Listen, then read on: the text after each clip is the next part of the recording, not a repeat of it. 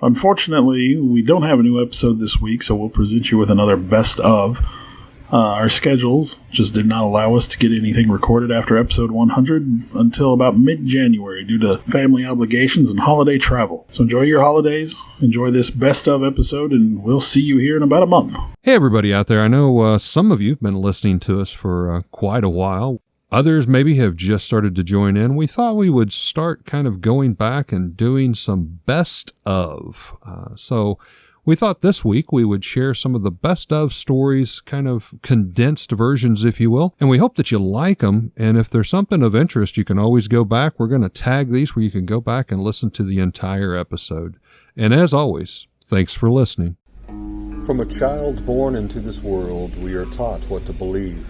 Closed-minded we become, fearful to be deceived. Still we desire to know what lies beyond that locked door. The art of the storyteller, conjuring tales of legend and lore. History hidden, lost knowledge, things forgotten and the unknown. These are the things that direct us and will set the tone. Welcome, friends, to another episode of Nightmares on the Lost Highway.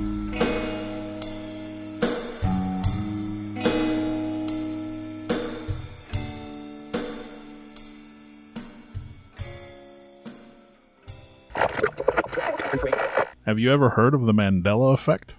The Mandela effect is also known as the false memory effect, a psychological phenomenon where people recall something that did happen, that didn't happen, or recall it differently from the way most everyone else recalls it. Early work in the Mandela effect was conducted by psychological pioneers Pierre Janet and Sigmund Freud. As time progresses, you go online, there's an entire website dedicated to the Mandela effect that cites hundreds, if maybe not thousands, of examples of things that are remembered differently. Mandela effect is obviously named for a specific event, which is the death of Nelson Mandela. Many people believe that he had died in the 80s in prison. That seems to be the number one item when you research Mandela effect, that's going to be the first one that pops up. He lived until 2013, and he passed away a free man outside of prison. And as a kid growing up in the 80s as a teenager, I had him in my mind that he died in prison in the 80s. But the Mandela effect, if you start looking at it in a little more detail, and that's why we've got Alex with us here today. Dun, dun. You start to get into some. Maybe we're crossing some borders here. Maybe we're crossing some lines. It's a little more than just false memory. So, Alex, I'd say it have to do with. I don't want to get too deep into it quite off the bat. I want to talk more about Mandela effect right off, but kind of an overlaps of timelines or parallel universes or time paradox is kind of what I would say. Because if it's a false memory, but someone truly believes it, who's to say that it didn't happen to that person? Maybe in an alternate timeline, Jason Mandela, is it Jason? No. Nelson. My bad. I wasn't born in that time frame, so I'm not familiar with this character. It's all right. You're a little young. I know the last Extremely name. young whippersnapper. Yeah. Mandela, if he dies in prison, maybe he died in prison in an alternate timeline, and that person's from that timeline. And maybe it's not a false memory, but an actual memory of theirs, but they've somehow, because of time travel, if you believe in that, you can then loopholes. This is like the whole DC universe with comics, Exactly. multiple universes. You Star change Trek one little thing. I just want to go back and change this one little thing, and then 1,000 other things change because of that one choice. One of the explanations for the Mandela thing that I specifically found, which does involve time travel, was that maybe you were sitting there watching TV in the 80s, kind of minding your own business, and maybe somehow you were pushed just a hair forward in time. And so you were watching TV and you saw Mandela's funeral from 2013, but you were in the 80s at the time. But then there are some that are pretty significant that are hard to discount. So I think the main one is the Berenstein Bears. It's the Berenstein Bears. Well, see, as far as I know, I'm remembering it incorrectly because I believe Berenstain is proper, but I don't ever call. I've never called them the Berenstain I can't Bears. even remember anybody saying the Berenstain Bears. No. I remember it vividly as Berenstein Bears.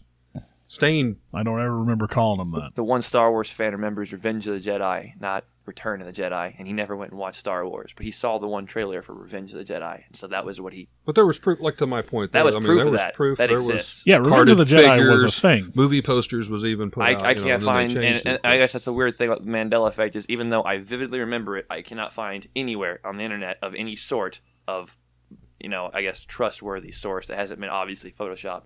Or go back to Star Wars again for a second. Luke, I am your father. Yeah. See, everybody remembers that one, but I know that it's no, I am your father. Yes. I am your father. Luke, I am your father. Because Obi-Wan never told you about your father, did he? I just remember Vader Told going... me enough. He told me you killed him. I remember Vader going, no! That's the wrong movie. That's wrong. Strike that. We try to ignore Vader yelling no. Most horrible scene ever. I like to think about it, again, like time travel. If time travel exists, and it probably does somewhere in the future, if someone in the future comes in the past and he changes a slight thing, what happens if it causes like a glitch in the timeline? That's what causes the Mandela effect to exist to begin with. One of the theories that I had heard somewhere along the lines was, if you looked at timelines or no, alternate universes, you look at like alternate universes as like bubbles, soap bubbles, and where they kind of touch each other, when they split apart, maybe one takes a little something from the other one. So where you had Bear in your history, these alternate dimensions, these alternate universes kind of buddy up against each other for a second, and when they separate, you pull Berenstain Bears into your reality, even though you never remembered it that way. And then their analogy. Yeah, you're pulling whatever it was in their universe into our universe. So for me, I'm a huge Matrix theory believer. So my thing is, if you go through and you get into it, if you log off of a server and you log back on a server, you don't always connect from the same IP at the same time. So theoretically, you could log back in and be in an alternate timeline. You watch a movie like The Matrix, and it seems pretty far-fetched, but then again, there's been a lot of talk lately of, are we living in a simulation? And if we were, would we want to know? I mean, I think it would be mass chaos if you could prove it, because if we knew that nothing we did mattered in the end. To the Matrix aspect a little bit, I know growing up when I was much younger, deja vu. Kind of similar. And they specifically, cite that's a glitch in the Matrix. Yes. I can't tell you, again, as a child, how many times that would happen. That was almost like a weekly occurrence. And then as I've grown older, maybe I've accepted the Matrix as it is, and my brain's more programmed to accept it, if you will. But, deja vu is kind of one of those deals. And most people, I think, if they're honest, they've had that happen. You'll walk into maybe like a bookshop or a store, and you've never been there. But yet, all of a sudden, it clicks, and you're like, oh, if I go around this hallway, down this way, to make a right, that's one of the books I'm looking for. And sure enough, you go down there, and you're like, what just happened? But, and again, like I said, some of these you can kind of dismiss a little bit with logic like that, and I think that's kind of what tears the Mandela effect down. But like you said, there's thousands of these, and if only one of them's true, and I can then understand, it means the other ones have a possibility to be as true as well. One of us might have a glitch, if you will, or remember something differently. But what is unique to me about the Mandela effect is some of these examples. We're not talking like I remember it this way.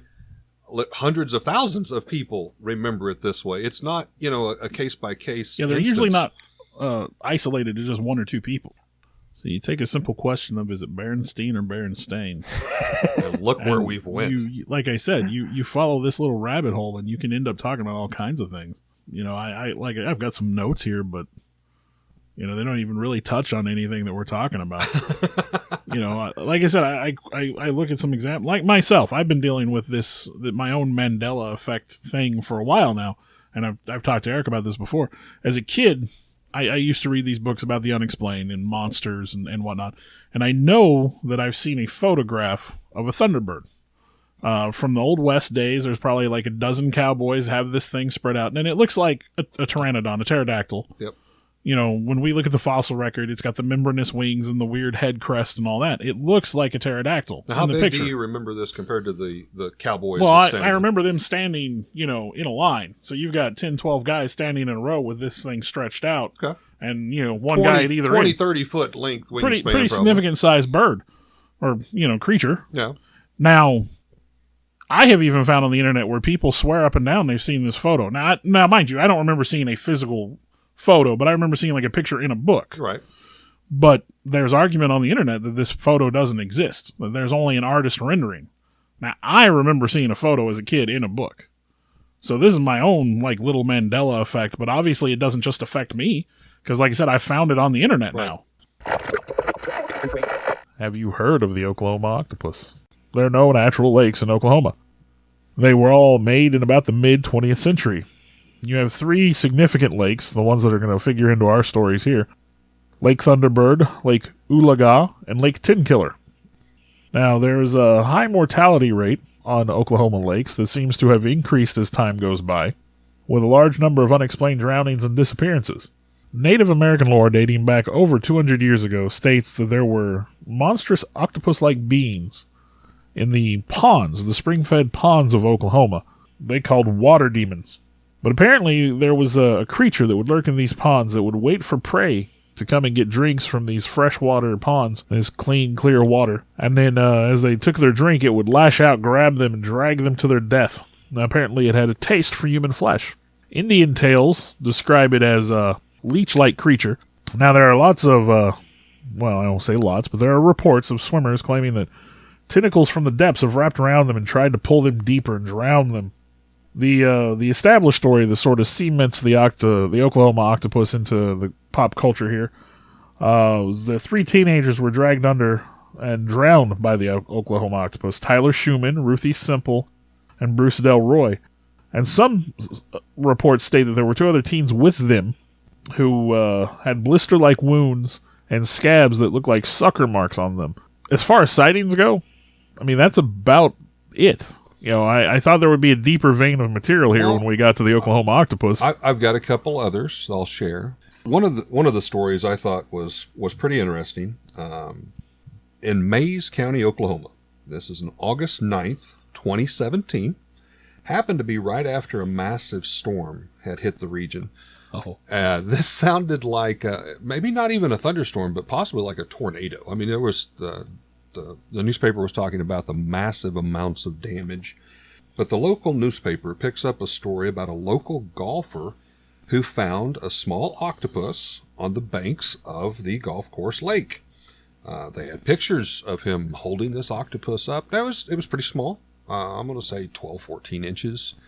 So, you know, definitely not something lurking in the lakes that could pull somebody under. But the point was he found an octopus. That was a true story that was aired, and obviously there was an octopus in Oklahoma. Find an octopus. Can't deny it. Can't deny it. Well, I think before we get too much further, we ought to at least describe what people see when they claim to have seen the Oklahoma octopus. Yeah, besides the one on the golf course. They describe a reddish-brown, leathery-skinned creature that's roughly the size of a horse. Of course, long tentacles, very octopus-like. Some people supposedly have even described it as a shark with tentacles. You know, we want to talk about sightings of, you know, displaced octopuses. I have John Mazurek, who outside of Mayflower, Arkansas in December of 2003, captured a live octopus on the Lake Conway Dam. I read about this. It wasn't very big. I think all said and done, probably 8 to 12 inches. It wasn't big, but this December, and it's clinging to the dam. This is cold time of season, I will say. December, I mean, even in Arkansas. Okay. As it becomes pretty common with sightings of octopuses in the wrong place, you know, somebody, they claim it must have been set free by someone from their aquarium. Oh, yes, the aquarium story. You were talking about the prices of these things. Yeah, my wife and I got to say, we look into rare breeds and strange things, and we've actually, believe it or not, we've checked into what would it take to own a pet octopus. Yeah, we're those weird people.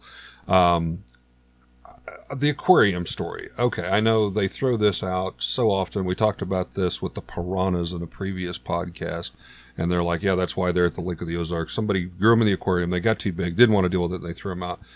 A live octopus to purchase, even a small, and I'm talking inches, 3-4 inches, is somewhere around $500 to $700. If you had, let's just say this was a 12-inch octopus, why in the world would you throw that into a lake? There are people who would buy that. I'm sorry. I'm going to interject here. Yeah, it seems like a lot of money to throw away. Yeah, you might as well just throw $2,000 out your window as you're driving down the highway. I mean, just because you might decide, hey, this is too big to handle anymore, I don't want to deal with it. Somebody out there is crazy enough to buy it, and they would love to have it. Well, we've got a couple of sightings of octopuses or cephalopod-type creatures in Arkansas. No, the Conway Dam was in Arkansas. No, in Oklahoma. There was on April 6, 2011, on the Canadian River near Oklahoma City, there's photo evidence of a guy who claims to have caught a small octopus-like creature. Let's say the size of the opening of a beer mug, Okay. all said and done. Okay. Said he caught that one about 30 feet off from shore, and that he saw 4 or 5 more in the area where he was fishing. Interesting. Now, there's a lady that reported catching one of similar size October 1st, 2015, on Lake Thunderbird. She said she was fishing at a depth of about 30 feet, using minnows as live bait, and had hooked one of these octopuses, cephalopod. There's so many words we can use. And again, roughly the same size, wasn't very big, but this supposedly is evidence that there are an unknown, population of octopuses in the area. Well, first off, Morris Mill, as I mentioned, was featured in Ghost Hunters. That was November 30th, 2011. Travel Channel's listed as most terrifying places in America. The mill is located in Jefferson County, Missouri. Now, that's near the small town of Hillsboro, just west of St. Louis. The original building was constructed in 1816 as a farmhouse, while the area was still ruled by the Spanish under the Louisiana Territory. John H. Morse purchased the structure in 1856, about 50 years later, and added to the structure that is now 5,300 square feet that you will find today. Now, Mr. Morse was a bridge engineer and a Confederate sympathizer. He built a commercial grist mill right there on the adjacent Big River. He also built the nearby iron bridge that crosses the Big River, which you can still cross by foot today. All right, because he was a bridge engineer, that makes perfectly good sense. He was said to have used slave labor to quarry the stones for the building, and he would actually go on to become a state politician, owning at least 2 general stores, a contracting company, and a hotel. The home itself was a frequent stagecoach stop, and even after his death, it was a very popular riverside hotel for a retreat. Now, the Morris Mill has went through several changes in its life.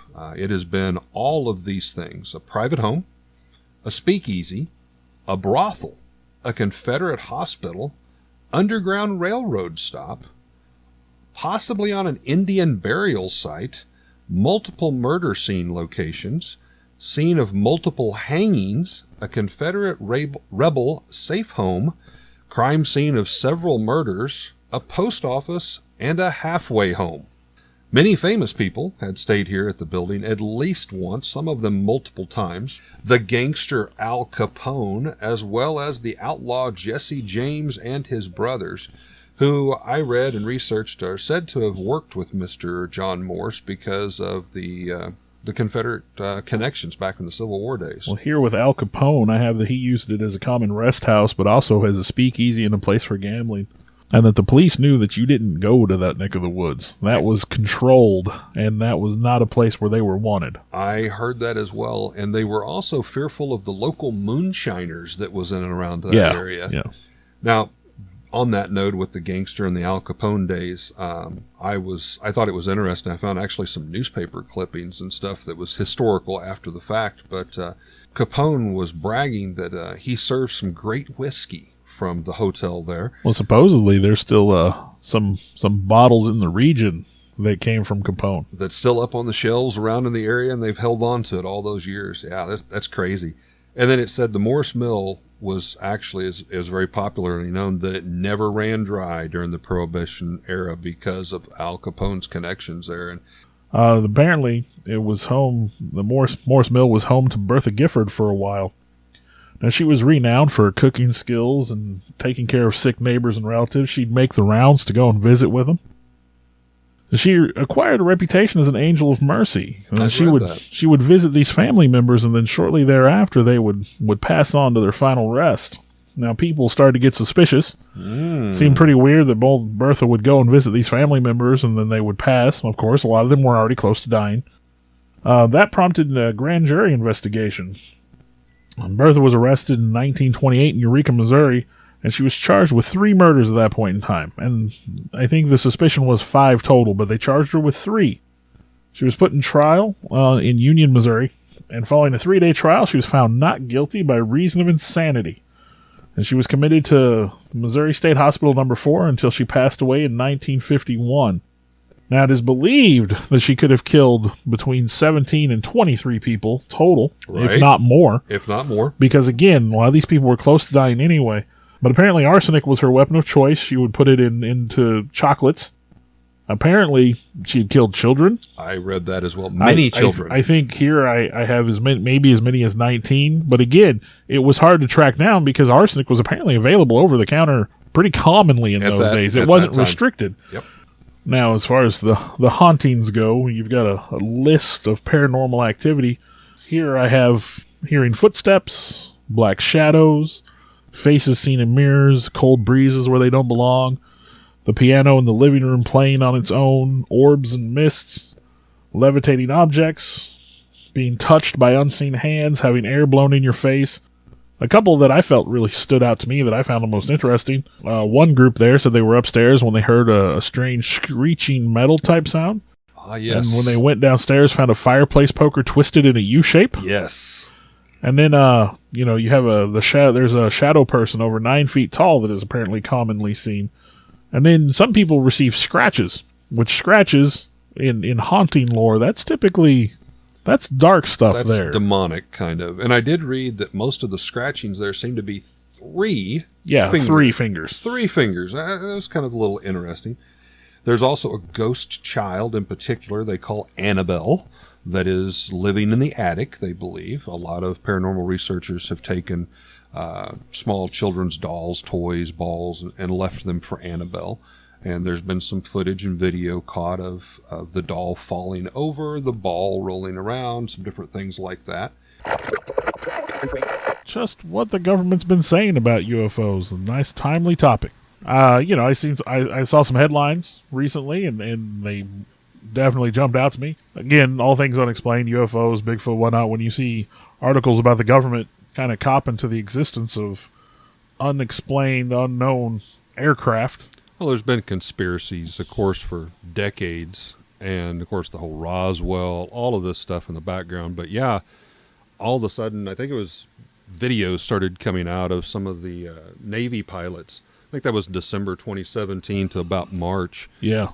And the government is actually saying, oh yeah, we've got this. Our pilots recorded this, and this is a real thing. Yeah.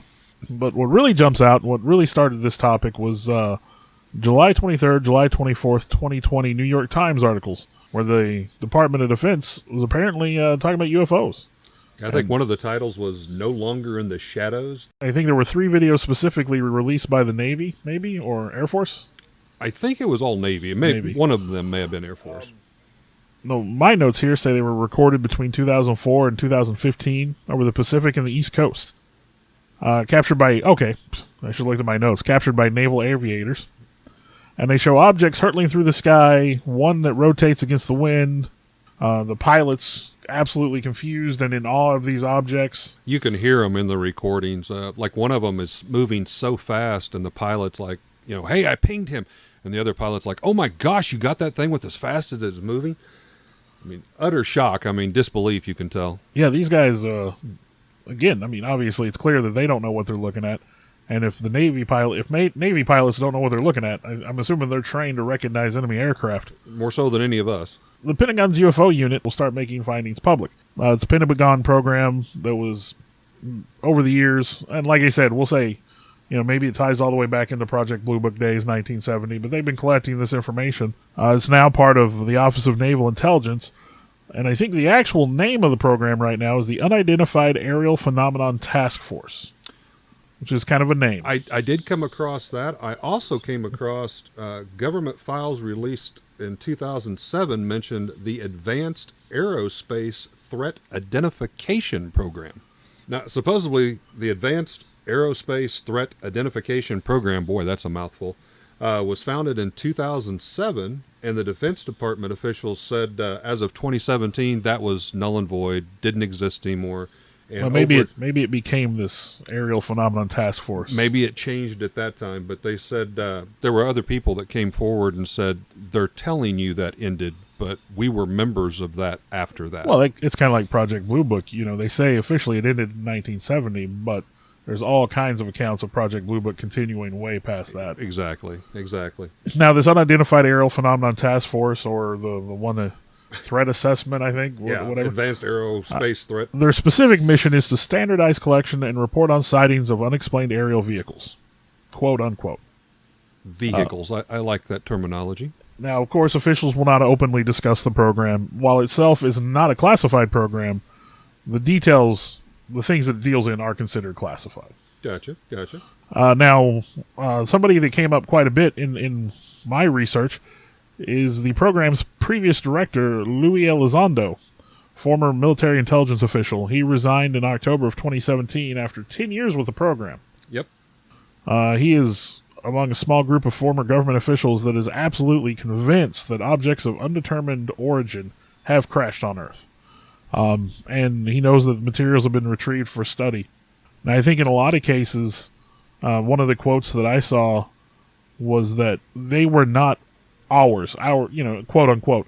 And when he said ours, he didn't mean America. He wasn't saying they weren't American. He was saying they weren't of Earth. Now, we can branch out a little bit here. I mean, we're talking Independence Day, interstellar visitors. Those are going to be pretty intelligent, pretty advanced life. But I think there are other theories also posit that these could be extra-dimensional or possibly even time travel. Right, I've heard that as well. I think extra-dimensional seems to be the one that a lot of people are, or possibly even visitors from our own planet that we are not currently familiar with. Which, when I think that, of course, my brain automatically thinks things like Atlantis and the like. But I'm not, I hadn't found reference to that specifically. But again, like unexplained visitors on our own planet, which could possibly explain USOs, unidentified submersible objects, right? Which is a pretty common phenomenon too.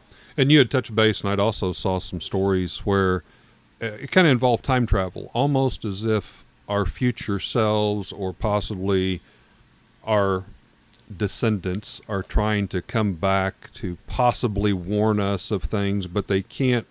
Of course, you get into the whole time travel thing. Yeah. You can't alter it too much or you unravel everything. Well, even the discussions on little gray aliens sometimes say that maybe that's a future evolution of humanity or some branch thereof. Now, another guy whose name I stumbled across was Eric W. Davis, an astrophysicist that worked as a subcontractor and a consultant for the program. And apparently he's been involved with them since 2007. He said that in some cases, examination of the materials had failed to determine a source. Like they weren't United States, they weren't Russian, they weren't Chinese or Japanese. Specifically, his words, "We could not make these ourselves."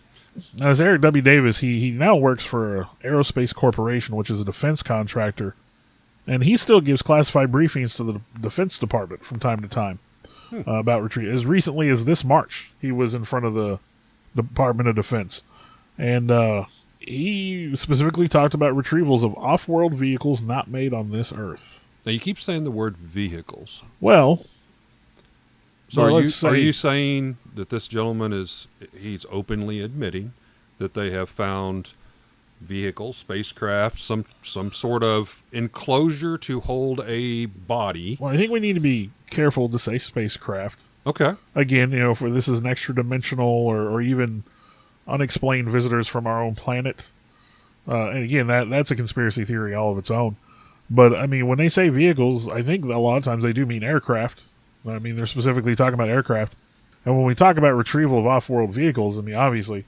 But here we have government officials in government capacity giving briefings on the retrieval of off-world vehicles. Openly admitting that we couldn't build these things. These are things of sci-fi movies that are factually, physically occurring that the government is now admitting. Just to kind of put a capstone on all of this, as I was doing my research even, I found an article just this past Friday, August 14th, 2020. The Pentagon announced they are launching a new task force to better understand the UFO phenomenon. So this is something they're still working on right now. Another chapter. You may be surprised to learn that in the beginning of the 20th century, the majority of rural Ireland and Britain still had the steadfast belief in the existence of fairies. The term fairy comes from the word fée, which in turn derives from the Old French word of fée. The word came in from the Latin as fata. The fates were supernatural beings that played a major role in the fortunes of humans. Depending on where you want to take this and where you want to do your investigation work, the truth is the little people, as they are known, all types of fae, are all over the world. They appear in Ireland, in Britain, obviously in the United States as well. I saw stories of Aboriginal Australia. Germany. I mean, it's like everywhere there are some mentions. And again, as kind of our intro, when you first hear the word fairy, you might picture Walt Disney's beautiful Peter Pan with the flighty, fluffy little wings. Well, if nothing else, my looking into this topic, and of course I've been interested in Fae topics for a while. Sure. Yeah, Tinkerbell and that depiction of the Fae is, I mean, let's say definitely in the minority. I think that's the censored child version for sure. Yeah, like, you know, we want to compare, you know, Tinkerbell would be the Disneyfied version of the original Grimm's fairy tales, and those brutal. I mean, they live up to the name. Yeah, yeah. The word, or the race, I should say, of Fae actually covers a very wide spectrum. Goblins, for example, is one version of the Fae. They usually are envisioned to live in dark places. You know, people describe goblins as wearing clothes, or, you know, poor kind of miner's garb, usually. Probably a variation on the goblin, of course, the red cap. Red cap. Which have the named by taking their caps and soaking it in the blood of their victims. Yes. And I know they are known to plague miners. Yep. Hobgoblins is another one. Often in lore, if you research it, they live in farms and rural areas. They seem to love the warmth of a fire hearth. They may enter a home to get near one. On occasion, they can become a nuisance, but they're generally good-natured unless someone offends them. They're actually part of the Brownie tribe, which, of course, brownies is another fae. They're kind of the loners, if you will. Brownies, they often live in dark corners of a home, maybe a cupboard, a hollow tree, under the stairway of an old home. For the most part, they're considered helpful fairies. They maybe even keep things tidy and pick up. Legend is that they appreciate it if you leave out a bowl of cream as a reward, but you know, if you upset them, they can become very violent. That seems to be, both of those items seem to be pretty common thread. If you leave out some kind of treat or something for them, they're usually pretty friendly. Sort of respect thing. They can be moved to violence and anger pretty easily. I think a lot of the Fae can be that. And, I mean, there's touch of the dark Fae as well as the good or the light Fae. We talk about little people, but even in you know, if you look at Scandinavian lore and trolls, their trolls range from, you know, little people, little woodland trolls, all the way up to gigantic monsters. Exactly. And trolls, of course, is another race of the Fae. Well, and I would think, you know, I'm kind of a pop culture person. The movie Troll Hunter kind of depicts kind of where they're at. Like they're in Finland, Denmark, Sweden, places like that. They actually divert roads if they think they're going to impinge upon troll territory or fairy territory. There's a lot of references, of course, of trolls that live under bridges and stuff like that some of the old childhood tales come from. But if you go back in history, a lot of times a secluded old bridge was where you might spot a troll, you know. But then, again, moving on, pixies. That's more of the Tinkerbell style. Yeah, the Tinkerbell variety. They're associated mostly with England's West Country region, Cornwall area. They're known to be mischievous creatures, capable of doing good and or harm to humans. They often were accused of making fresh milk go sour overnight. That seemed to be one of their little tricks that they did. They were the ones that you definitely wanted to leave gifts out for. It could be a sweet treat, could be some dried flowers, piece of silk, maybe a piece of jewelry. But pixies are kind of those mischievous ones that would tie your shoelaces together, that kind of stuff. And then, of course, we get into definitely Dungeons & Dragons style elves, dwarves. Elves are of Norse mythology, and it does mention dark elves and light elves. In Scotland, dark elves are known as trolls. Actually, we were talking about trolls. So in Scotland, that's what they're actually known for. In Danish lore, male elves appeared as old men, and if you got too close, they would open their mouths and cause sickness with their breath. I had never come across that. I thought that was interesting. Females danced in the moonlight, and young men were warned to steer clear of the charming of the elf that would steal their heart. Well, that makes sense. We've heard some stories along those lines. Dwarves, of course. I think most people are familiar with dwarves. Particular fairies associated with Icelandic or Indian lore. Dwarves typically live within the earth and mined it for precious stones and metals. I mean, we're taking this right out of Lord of the Rings and Dungeons & Dragons. The magical stones that they unearthed gave them wisdom and the ability to become invisible, it actually mentioned. And it goes on. There's gnomes, there's nymphs. Obviously, nymphs lived in the forest. Well, when we first started talking about doing this podcast, one of the things that popped up on my radar, and I was shocked, I guess disappointed even, that some of my D&D group that I play with was not familiar with what the Cottingley fairies were. And so I believe I got to talking to you, and it's like, man, maybe we need to do something on the Cottingley fairies. And see, that kind of caught me by surprise, because the Cottingley fairies, even in the mid-'90s, there's a feature film. Or yes. Maybe 2000s, early 2000s. Yep. But there's a whole movie about it. It seriously, the Cottingley fairies, give you a little history, basically started in 1917. It's when two photographs came forward. They were taken by two cousins over in England, Elsie Wright and a Frances Griffiths. Yep. They were two young cousins who lived in Cottingley, near the area of Bradford in England. They sparked the interest of an author of that time frame, Sir Arthur Conan Doyle. Yep. And he had been very open into metaphysics, mythology, just a well-opened mind, you might say. And you got to remember now, this is 1917. There was the Fairy Society. There was all of this stuff. It was kind of a spiritualistic movement. These two photographs just pop up. And at first there was only two. And Sir Arthur Conan Doyle just full-fledged accepted, we now have physical proof that fairies exist. Now, again, you got to remember 1917, cameras back then weren't anything like what we've got now. Yeah. And one of the first questions you might ask was, well, how did this two young cousins, the ages of like 8 and 12 or whatever, get a hold of a camera? Well, one of the girls' father was a photographer. And they would often go out and play on the hills and by the streams, and they'd come back with these fanciful stories of playing with the fairies. And, of course, the mom and I'm assuming, based upon what I'm reading, servants, they were pretty well-to-do. They didn't believe them, of course. And so the girls took it upon themselves, well, we're going to go borrow Daddy's camera, and we're going to bring you back footage, which they did. And they brought back these two very clear photographs with the girls in the foreground and the, I'll call them pixie Tinkerbell type. Yeah, they were the Tinkerbell variety. Yeah, back in the background, kind of playing in the flowers. Sir Arthur Conan Doyle had heard about this in a local newspaper, and he had been commissioned to write an article about fairies in the Strand magazine of Christmas of 1920.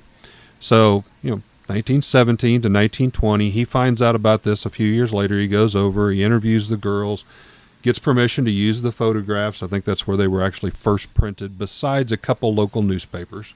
And it just took the world by storm. I mean, here again, 1920s, we've got actual footage of fairies. People started coming to their houses. They were offering money to be able to go out and to try to see the fairies. And, of course, teenage girls at this point in time, I think they were enjoying the limelight. The family was a bit awestruck that there was so many that wanted to believe, that would make the trip, even from the United States all the way over to England, to have a chance to go see these fairies. And I mean, this went on for several years, and this was probably one of the best documented, well-known events. And that's what shocked me so much, that today's society, there were so many people who didn't know it. As you mentioned, I think they did a movie about it. Yeah. The Ozark Howler. Or Black Howler, Nightshade Bear, the Devil Cat, my favorite, the Hoo-Hoo. The Hoo-Hoo. This is an interesting one that kind of takes place in our neck of the woods, so to speak, here in the southern Missouri Ozarks. Also includes Arkansas, Oklahoma, and as far south as Texas. Well, despite of its size, as mentioned, the size of a large bear, very muscular, often it's on all fours, but can easily stand upright, being 8, 10 foot, maybe even 12 feet tall, depending on the descriptions. There's supposedly even possible sightings of the Ozark Howler might be mistaken Bigfoot sightings just for that reason. Ooh, interesting, because the Ozark Howler seems to be a lot of traits that seem to be reoccurring. Obviously, it has horns, and they mention 2 horns, kind of like a stag, an elk. Some do mention a deer, glowing red eyes, and a long, unkept, kind of shaggy black hair. And then obviously the howl that it has, which has been described as a woman's scream, a wolf's howl, kind of that elk's bugle noise. But whatever the sound is, they said it's extremely eerie and just kind of blood-curdling screams. Now, despite its size, the reports often say the similarities that it's able to leap, run, climb, spring without leaving tracks or very little sound. So the grace of a cat. So possibly even maybe a large mountain cat or something. I even have that here in my notes that a lot of people will describe as being great cat-like in shape. And yeah, definitely a cat's agility, moving silently, jumping, leaping. Yeah. And they're saying this thing can climb trees, being able to leap like 12, 15 feet. Now, a lot of people, or most, believe that this is a unique, one-of-a-kind creature, which explains why there's never more than like one being spotted at a single time. It's not like any sightings that I'm aware of, they've come across like a group of these or anything. Yeah, they're always one-off sightings. One-offs, yeah. Now, a lot of possible origin stories on this. One origin belief is this creature is that of dark black magic, a cursed soul, or possibly even a skinwalker or a wendigo. Some people believe this creature is possibly a black cat familiar owned by a dark witch who lived in the Missouri Ozark area. Some folks believe it could be a branch of the hellhound or even the black dog of death of British folklore. You know, seeing the black hound supposed to be ominous and portent of doom or death. Hellhounds, I've heard. It's even in the Harry Potter movies. Yep. Cerebus, however you want to pronounce it. Another possible origin is that it's being a flesh and blood creature thought to be extinct, possibly similar to that of a saber-toothed tiger, which remains have been found in the Missouri, Arkansas area and surrounding states, and maybe somehow it has managed to survive. But that kind of contradicts I've only seen one of them at a time, because obviously there would have to be a family of them. Some people believe it could be possibly a displaced hyena, or maybe wild boar or eastern woodland bison that's just kind of in the wrong spot. Another kind of fourth possible origin is that it's a hybrid crossbreed, kind of like what you were touching upon, but it's actually believed to be very docile, which a lot of the sightings that you'll see, are actually all of them, I've never saw where it's been attacking anyone. It frightens people. It scares them. People. It definitely has an air of aggression about it, but yeah, it never seems to attack anybody. There's no tales of that. And the thought is it could be like a herbivore, and not even a meat-eating creature whatsoever. So there's a lot of possibilities out there. And then I skip up to another little quick anecdote in 1980 where a truck driver had pulled off for the night, and he read hears about this one. Eerie howl of this creature. How do we just a combination wolf's howl, elk's bugle, hyena laugh? I mean, the howler is known obviously Woman for its scream. howl. Yeah. And I don't remember if it said he saw the howler or not that night, but that he'd for sure heard it. In my research, I had come across, it was 1980s, truck driver reportedly pulled off the side of the road. In his headlights, a large, long-hair black cat, as he described it, Yeah. with a pair of straight horns and glowing red eyes crossed the road in front of him, staring up at his windshield. It was reported to be nearly 10 feet in length, not accounting for the long tiger-like tail. Now, the horns keep coming up, and as we know, you and I, most people, you don't have any kind of breed of wolf or cat or anything that has horns on its head. Common to the Wendigo mythology, though, seems to be antlers. Right. Now, the Wendigo is typically a humanoid shape, but the antlers seem to be a common part of that vision. And this truck driver reported that as basically a large cat-like, which does go back to the saber-tooth type witness accounts, too. Yeah. I had stumbled across, I thought, kind of an uncanny story I wanted to share here real quick, and I call it the church story. In the late 1890s, there was a church in Arkansas that had a stained glass window depicting this monster. Now, I thought, how odd is this? While many thought this was strange, the church officials stated that they just wanted to honor the local history and the beliefs. The stained glass stayed present in the church until a new minister was hired many years later, who was not supportive at all for anything not of Christianity, and demanded it be removed immediately. Now, according to legend, the historic account was within weeks the church burned to the ground once that stained glass window was removed. See, there seems like there's more of a supernatural element to some of the sightings. For sure. The locals believed it was due to the howler retaliating due to the lack of respect for its place in the Ozark tradition. The legend of Boggy Creek. So back in the 70s, there was a batch of sightings near Fouke, Arkansas, in Miller County. The initial sightings were focused around the Jonesville/Boggy Creek area, with later sightings ranging as far as several hundred miles from the original location. So to call the Fouke Monster, A little misleading. it seems like they just slap that name on any creature that appears within 100 miles of there. One detail I thought would be interesting, at least on a personal level for you and I, was the Fouke Monster was named by reporter Jim Powell. Jim Powell. Which, Jim Powell used to be Eric and I's boss once upon a time. Yes. I'm sure it's a different Jim Powell. But he worked for the Texarkana Gazette and the Texarkana Daily News, and he coined the name Fouke Monster. And it's kind of a generic name. I mean, obviously, we're in Laclede County, so I guess if we had a similar one, it would be the Laclede Monster. Or they'd call it the Lebanon Monster, even if you saw it in Columbia. Yeah. Something like that. A little vague, and I don't know. Now, as far as the appearance of this great beast goes, I mean, when you think of Bigfoot, you think of hairy hominids. They all kind of look very similar. He's a large, hairy hominid covered in long, dark hair, estimated to be 7 feet tall, between 250 and 300 pounds. The chest is reported to be 3 feet wide, which makes him a pretty big boy. Barrel-chested. Now, later reports will increase the height up to 10 feet tall and the weight up to 800 pounds. Of course, as time goes by, apparently he grows. He's ate very well. Has a terrible odor, which they can describe as the combination of skunk and wet dog. Very which squashish. would be gross. But again, the smell, that seems to be part and parcel. In the stories of Momo, the Missouri monster, they describe a smell. Of course, in Florida, you have the skunk ape, and that is literally named for the smell. And a lot of times they say they smell it before they ever see it. That actually causes them to pause and investigate a little further.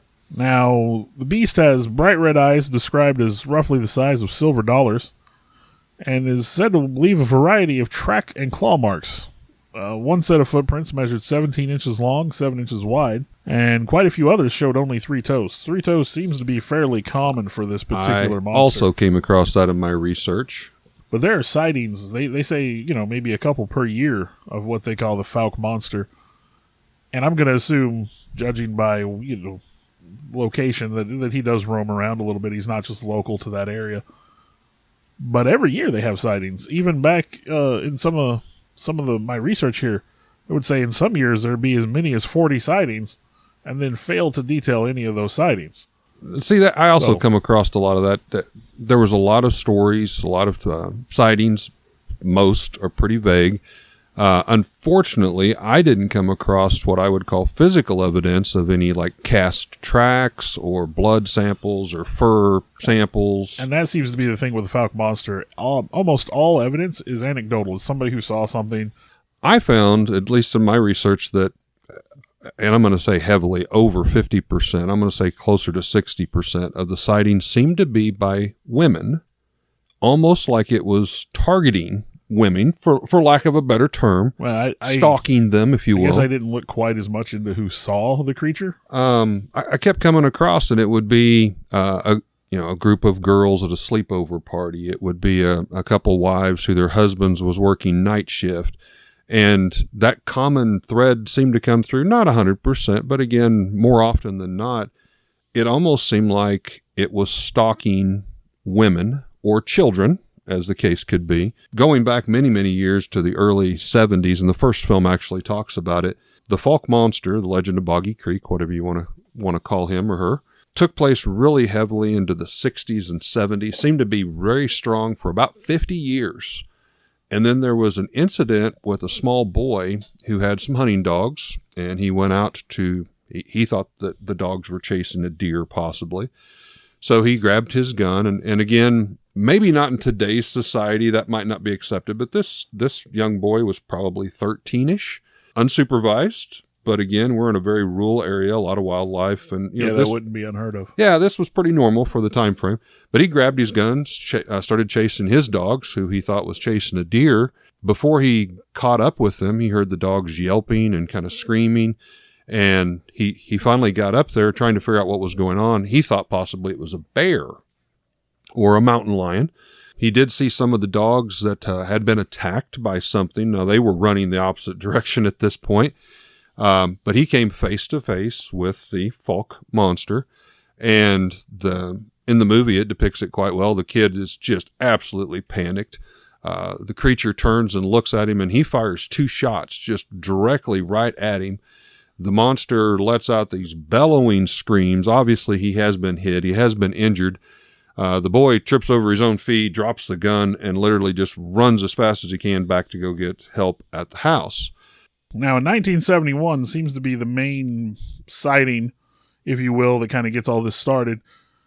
And so on the night of May 2nd, Bobby and Elizabeth Ford have probably what is arguably the most well-documented, the most commonly accepted encounter with the Falk monster. They had heard something moving outside late at night for several months prior to what they would consider their encounter. So, not being locals of the area, they had just recently moved in. They didn't really know what was going on. They didn't know what kind of animals they had in the area. And I believe, correct me if I'm wrong, this is 2 families that had come together to kind of save money. I believe the husbands had taken a job at a local ranch, and so the husbands were away working nights, so the wives and the kids would be together. It's possible that is their situation. The night in question, I believe the husband and his friends were out hunting, is what I have documented. Yes. I think we're on the same families. So yeah, but most versions of it just account it to the Fords. So their living situation may have been something different. Now, other witnesses of that night include Bobby's brother and what they called his hunting companions. So they must have been out hunting that night. But originally, the men spotted the creature around back of the house. Mm-hmm. They took a shot at it, and they said they saw it fall. And then they started back towards the creature. They wanted to, obviously want to see what they'd killed. They didn't know what it was. Wanted to pursue it. When Bobby heard a woman scream from the house, and so he takes off running. Now, Elizabeth Ford was asleep on the couch while everybody was out hunting that night when a large arm reached through the window to grab her, tried to snatch her off the couch. She saw the creature's large red eyes through the window and obviously let out a scream, which got Bobby's attention. Bobby came back and was attacked by the creature. At one point in time, it grabbed him even And in his own words, he managed to get away and ran home so fast that he just ran straight through the front screen door. Didn't even bother to open it to get away from this beast. The men took shots at the creature at that point in time. They claim that they never found blood. They believe they'd hit it, but they didn't seem to find any traces of blood. And there was an extensive search that failed to turn up any more details of the creature. They said it moved very fast. They found the traditional three-toed footprints near the house. They found scratch marks on the porch and damage to the window and the house siding near where it would have reached through the window. The sheriff's department came and investigated the area. I believe Bobby went to the hospital, and it is documented he did have scratches. Right. But the old boy did run straight through a screen door, so... Sure. When we took our vacation and we went down to Arkansas not that long ago, it was one of my thoughts was even to go to Fouke. I mean, that's how much this creature is part of the lore that I thought I was relatively close. Turns out where I was at was still a couple hours away. We thought the same thing, yeah. And I didn't feel like going that far out of my way, but if I'd been closer, I definitely would have gone to that town just to say I'd been there. We'd like to give a shout out to our first paying sponsor, Raven's Loft. That's our family shop here located in Lebanon, Missouri. It's your one-stop gaming, vintage toy, and collectible shop where you can find Star Wars, Transformers, G.I. Joe, comics, vinyl records, role-play gaming, Magic the Gathering, and so much more. We're located here at 223 West Commercial, downtown Lebanon, and also in our second location, also here in Lebanon at the Heartland Antique Mall. We'd like to thank Raven's Loft for, again, supporting Nightmares on the Lost Highway. I want to take a time to thank the people that helped bring this all together. Alex Tudor, you can almost call him our producer at this point. Sarah Tudor, who also helps with some of the technical stuff. I want to take a moment to extend thanks to Eric for letting us use his space to record in, kind of our makeshift studio. I, in turn, would like to thank Bill for, one, putting up with me and using this camaraderie to do something we both very much love and enjoy doing, and thank Bill's family for allowing him to spend all the time to work and clean up our recordings and present them in what you hear in the final terms, the final edition, if you will.